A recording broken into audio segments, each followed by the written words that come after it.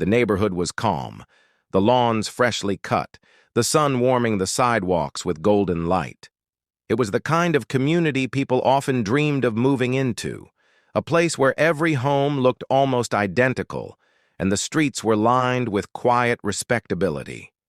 Behind that polished surface, though, trouble often brewed in the form of strict rules, silent tensions, and watchful neighbors. For some, it was paradise. For others, it was a battlefield. The homeowner at the center of this story had been looking forward to one particular weekend for months. After long weeks of work, family obligations, and endless responsibilities, the chance to host close friends at his house felt like the reward he desperately needed. The plan was simple: good food, laughter, a few games in the backyard, and memories made with people he hadn't seen in far too long. The invitations were casual, but the excitement was genuine. Guests would be driving in from out of town, bringing along stories, energy, and joy that would fill the house with the kind of warmth every home should know. For once, the focus was not on work or obligations, but on enjoying life. The driveway was cleared, the backyard was prepared, and the homeowner even added small touches of decoration to make the gathering feel special. It wasn't a massive party. It wasn't the kind of event to draw attention. It was simply a personal celebration of friendship and togetherness. But what he didn't know was that just across the street, a pair of eyes had been watching carefully. Eyes that scanned each car pulling up, each bag carried through the front door, and every laugh that dared to echo beyond the confines of the property. That neighbor was known throughout the subdivision as Karen. Not her real name, of course, but the nickname she had earned after years of meddling, complaining, and demanding control of situations that had nothing to do with her. She wasn't on the HOA board, but she behaved as though she was its president, enforcer, and judge all in one. To her, every car parked outside was a threat. Every visitor was an intrusion. Every small celebration was an insult to the order she believed the neighborhood demanded. She made it her mission to keep things in line, even if that meant creating chaos in the process. So when the first guests arrived for the weekend gathering, Karen noticed immediately. The moment car doors shut and cheerful voices carried across the street, her disapproval ignited like a spark in dry grass. She peered through her blinds, clutching a notebook she often used to record what she saw. Names, dates, license plates. She documented them all as though preparing evidence for a courtroom battle. Inside the host's home, the mood was nothing but joy. Friends hugged each other at the door, laughter spilled into the rooms, and the kitchen filled with the aroma of home-cooked meals and freshly baked desserts. Outside, children played, their sneakers crunching on the pavement as they ran toward the backyard. But as the sun began to dip and more guests arrived, Karen's irritation deepened. She couldn't stand the sight of so many cars lined along the curb, nor the hum of conversation she could hear faintly, even with her windows shut. She convinced herself that this gathering was a violation of rules, even though no such rule existed. Her obsession grew. What started as annoyance quickly hardened into determination. She decided she would put a stop to it. She told herself she was protecting the neighborhood. She told herself she was enforcing standards. But in reality, she was simply looking for control where none was needed. That night, while the guests were just settling into their fun, Karen made her first move. She stepped outside with her phone in hand, taking photos of the parked cars, pacing slowly as though surveying an enemy camp. Neighbors passing by glanced at her uneasily, but no one dared to intervene. Everyone knew how relentless she could be. The host noticed her presence only briefly, dismissing it as the usual strange behavior. But this time, it wasn't just about glaring from across the street. Karen was plotting something much bigger. Because in her mind, these guests didn't belong, and she was determined to drive them out. What she didn't know was that her crusade would not only fail, but it would backfire in the most humiliating way possible. The weekend gathering was in full swing by the following morning. Guests lounged on the patio, sipping coffee as sunlight spilled across the backyard. The air carried the smell of pancakes and grilled bacon, drifting through the open windows. It was everything the host had hoped for: carefree laughter, warm conversations, and the comfort of being surrounded by people who mattered most. But across the street, Karen had spent the night seething.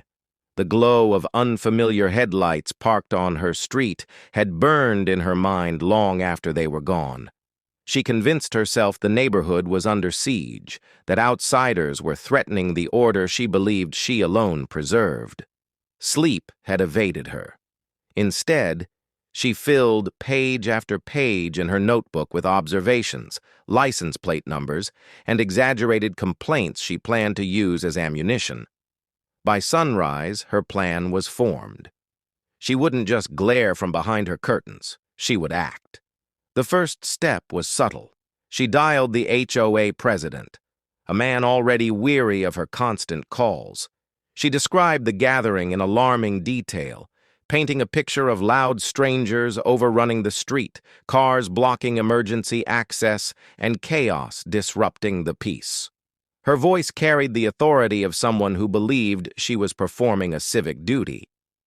The president listened politely, though he knew this was far from unusual behavior. Still, Karen was persistent. She insisted that the situation violated HOA guidelines, even though nothing in the rules forbade overnight guests or multiple parked cars. But Karen was skilled at twisting words, exaggerating minor details until they seemed catastrophic. When she realized the HOA board wouldn't act quickly enough for her liking, Karen escalated. She decided to approach the guests herself. Later that morning, as more visitors arrived carrying coolers and bags of food, Karen crossed the street with purposeful strides. Her phone was clutched tightly in her hand, recording as she marched toward the driveway. Her eyes scanned each face, searching for something to criticize. To her, every smile looked suspicious, every laugh too loud, every car parked too close to the curb an unforgivable offense. Guests paused as she lingered nearby, her presence heavy and uncomfortable. Though she didn't speak to them directly yet, she made sure her disapproval was clear. She circled the cars, peered at their license plates, and snapped photos without hesitation. Children playing in the yard stopped mid-game, confused by the stranger's intensity. Inside, the host noticed her again. He brushed it off at first, unwilling to let her ruin the mood. But her persistence was hard to ignore. Every few minutes, she was back, stalking the sidewalk like a self-appointed guard. Her behavior didn't stop there. By afternoon, Karen had called local parking enforcement, filing a complaint that the street was overcrowded and unsafe. The officer who answered knew her reputation well. This wasn't her first complaint, nor would it be her last.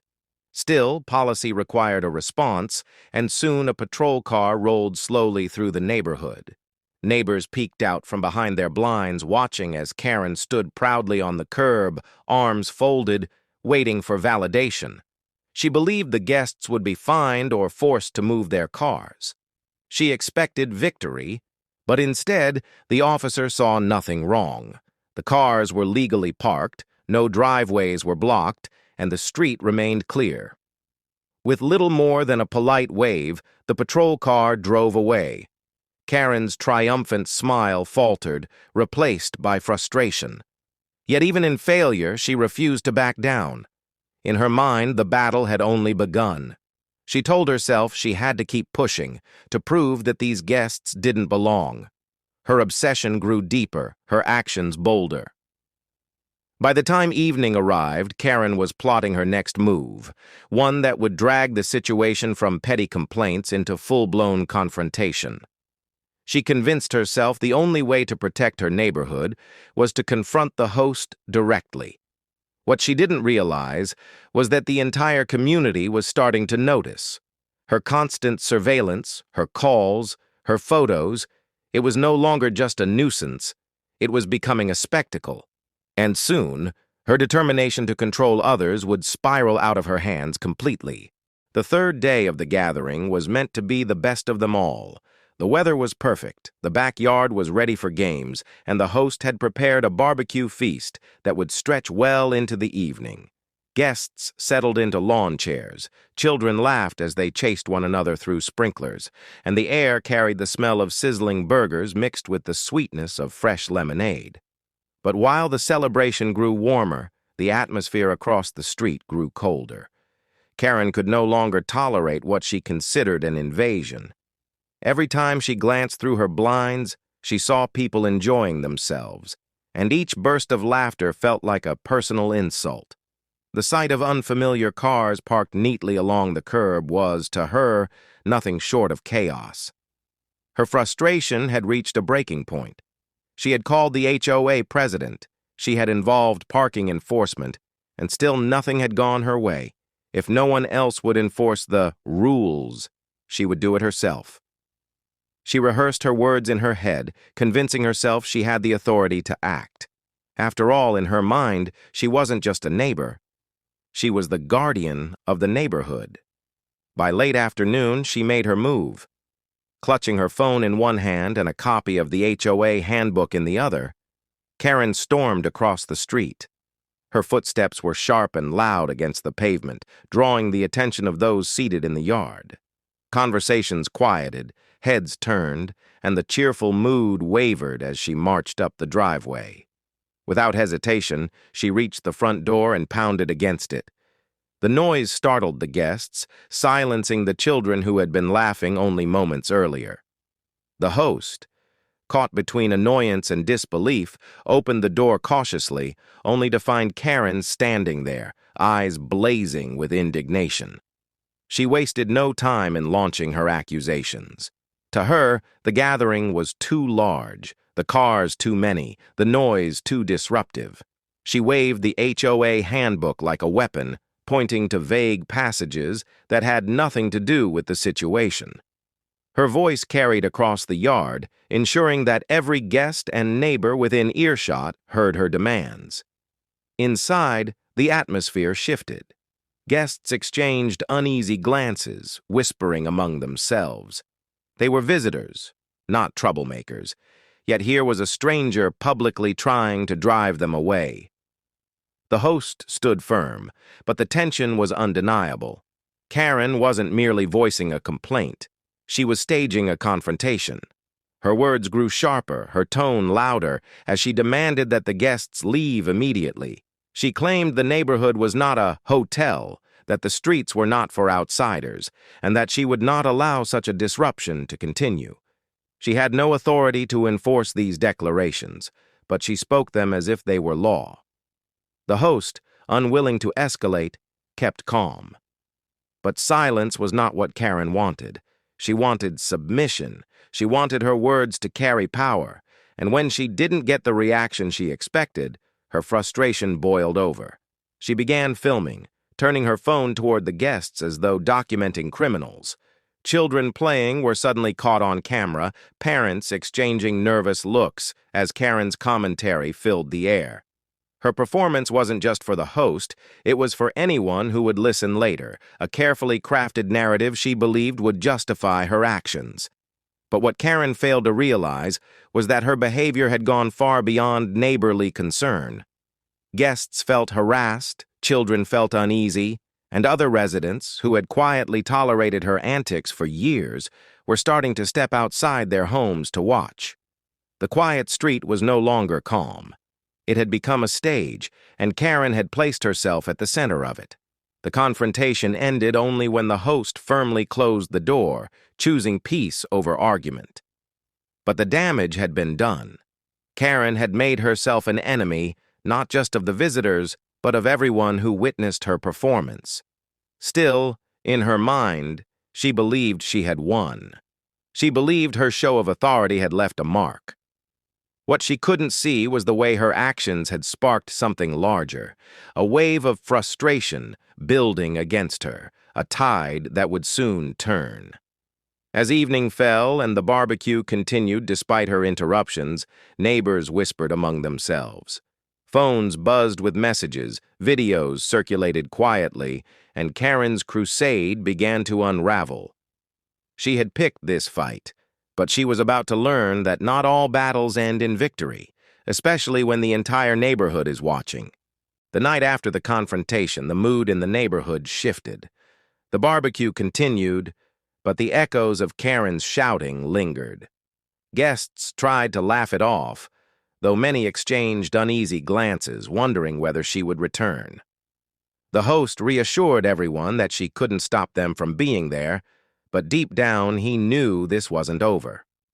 Across the street, Karen sat in her living room, scrolling through the videos she had recorded earlier. To her, they were proof.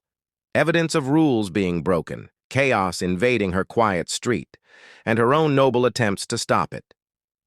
She convinced herself that her neighbors would side with her once they saw the footage. But what she failed to realize was how incriminating those same videos would become, showing not disruption, but her own harassment.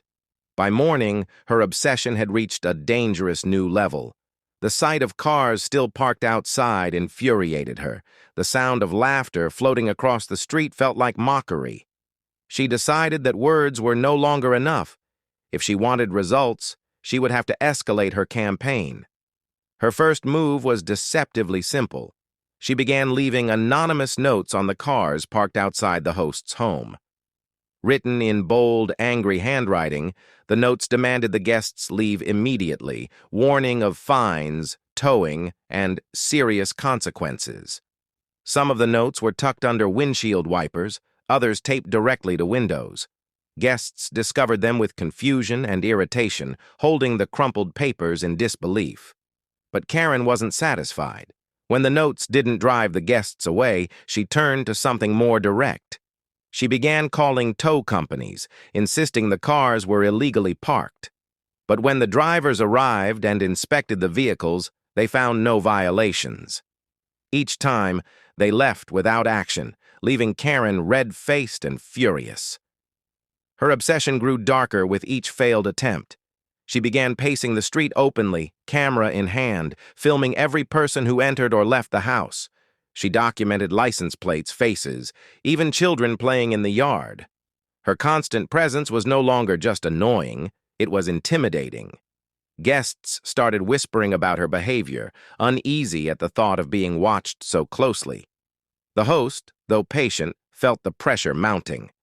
What was meant to be a weekend of joy had turned into a tense standoff with a neighbor who refused to let go. Yet even then he held his ground.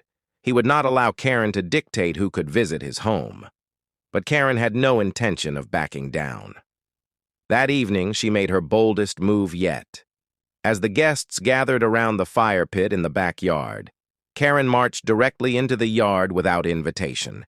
She bypassed the driveway, ignored the boundary of the fence, and entered as though she owned the property. Her intrusion stunned everyone. Conversations froze, children stopped mid-laugh, and every eye turned toward her.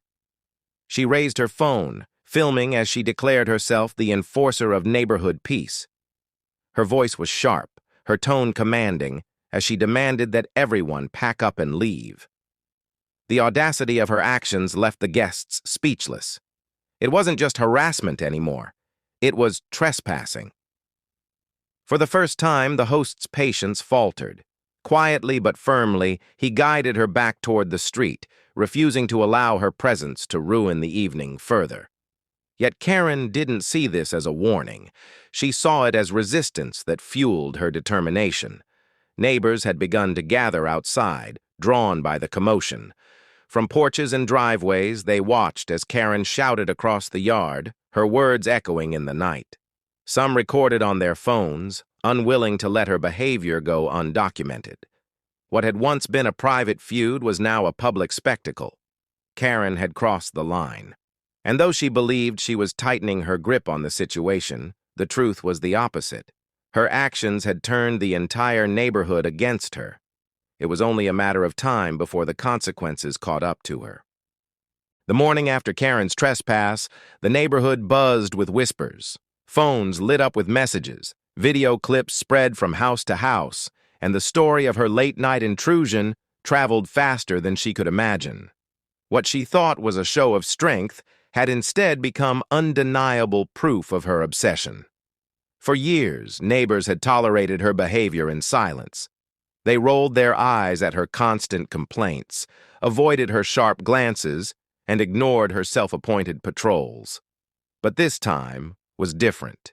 Her brazen act of stepping onto someone else's property without permission, combined with her relentless filming of children and guests, had crossed boundaries no one could overlook. By mid-morning, small groups of neighbors gathered in driveways, quietly discussing what had happened. Many had seen the confrontation themselves. Others had received forwarded videos showing her pacing the street, shouting demands, and shoving her phone into people's faces. One by one, residents began to admit they were tired of being targets. Karen's obsession was no longer just her neighbor's problem, it was the community's problem. Meanwhile, inside the host's home, the atmosphere had shifted from celebration to concern. Guests were unsettled, unsure whether Karen would escalate further. Some considered leaving early, not wanting to deal with more harassment. But the host urged them to stay, determined not to let one person dictate the happiness of so many. Unbeknownst to him, support was already building in his favor. The HOA board, weary of Karen's constant barrage of complaints, finally decided enough was enough. The president, who had once dismissed her as nothing more than a nuisance, now saw the scale of the issue clearly. He received videos from multiple residents, each one painting the same picture. Karen wasn't protecting the community, she was terrorizing it. The board convened an emergency meeting, and for the first time, Karen's behavior was placed under scrutiny instead of her neighbors. Evidence of her harassment filled the table. Photos, notes, recordings, and first-hand testimonies. What she believed was evidence of wrongdoing by others had instead become a detailed record of her own missteps. But the neighbors didn't wait for the board alone. They began standing together in quiet but powerful ways. Parents no longer whispered nervously when Karen filmed their children. They filmed her back, documenting her every move.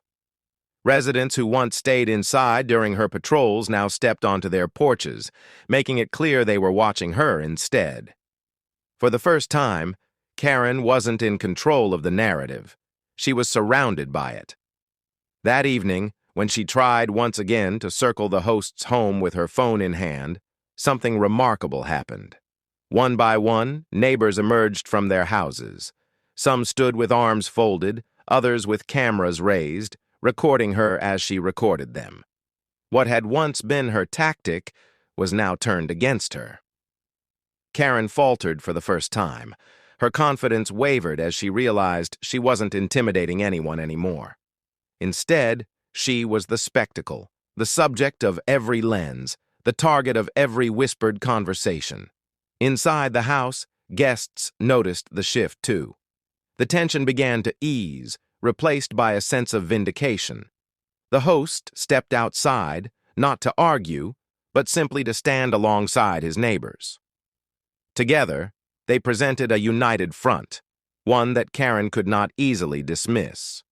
But Karen, blinded by pride, refused to see the tide turning against her. She stormed back to her home, slamming the door behind her, convinced that she was still the victim of some grand injustice.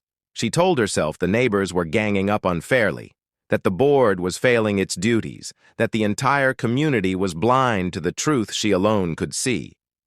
Yet what she didn't realize was that her downfall had already begun. The evidence was stacked against her, the neighborhood was united, and the HOA board was preparing to act. Her attempts to drive out a few guests had instead isolated her completely, and soon, the humiliation she feared most would arrive, not quietly, but in the most public way imaginable. The weekend that had started with joy and laughter ended with tension thick in the air. Guests had stayed despite the chaos, determined not to let Karen win, but the shadow of her harassment had loomed over every moment. By Monday morning, the host was exhausted, his friends weary, and the neighborhood on edge. Everyone waited to see what Karen would do next. They didn't have to wait long. Karen emerged early, clutching her notebook and her phone, pacing the street like a sentry. She wore the look of someone preparing for battle, convinced that she still had the upper hand. But what she didn't know was that the HOA had already made its decision, and the neighborhood had already chosen its side. That afternoon, the HOA called a special meeting at the community center. Word spread quickly, and more residents attended than anyone could remember in years. Families filled the folding chairs, neighbors lined the walls, and whispers rippled through the crowd as Karen strutted in, convinced the meeting would vindicate her. She carried her phone high, ready to record what she believed would be her triumph. But when the board began speaking, her confidence cracked. One by one, they presented the evidence. Videos of her trespassing, photos of the threatening notes she left on car windshields, testimonies from parents whose children she had filmed without permission, clips of her shouting across the street, disrupting the peace she claimed to defend. The room grew heavy with silence as the truth unfolded. The neighbors who once avoided her gaze now stared openly, their patience replaced with anger. The videos she had thought were proof of her righteousness played back as evidence of her harassment. Every clip, every note, every report painted the same picture. Karen was not the protector of the neighborhood, she was its biggest problem. When it was her turn to speak, she launched into the same tirade the neighbors had heard 100 times before. She insisted the guests were intruders, that she had been upholding community standards, that she alone cared about the rules. But her words no longer carried weight. No one nodded in agreement. No one clapped. Instead, her voice echoed in a room filled with faces hardened against her. Finally, the board delivered their decision. Effective immediately, Karen was fined for harassment and trespassing, barred from attending HOA meetings until further notice, and formally warned that any repeat behavior would result in legal action.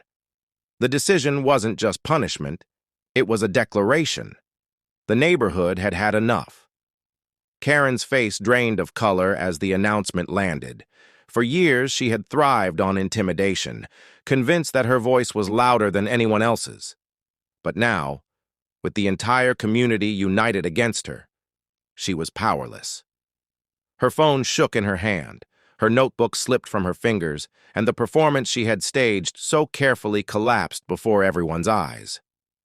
Neighbors filed out of the meeting, some shaking their heads, others relieved it was finally over. Parents held their children a little closer, comforted that the threat of Karen's camera was no longer looming. The host and his guests exchanged quiet smiles, knowing their ordeal had led to something bigger. Karen's reign of control was finished. Back on the street, things returned to normal. Cars parked without fear of notes, children played without being filmed, and neighbors waved to one another with a sense of camaraderie that hadn't existed before. The weekend gathering that Karen had tried to destroy became the spark that brought the community together. As for Karen, she retreated behind her blinds, her once watchful eyes now hidden from view. The woman who had tried to kick out a few guests had instead been cast out of her own role as self-appointed enforcer. Her downfall wasn't private. It was witnessed by everyone. Her humiliation etched into the memory of the entire neighborhood. And in the end, the lesson was clear.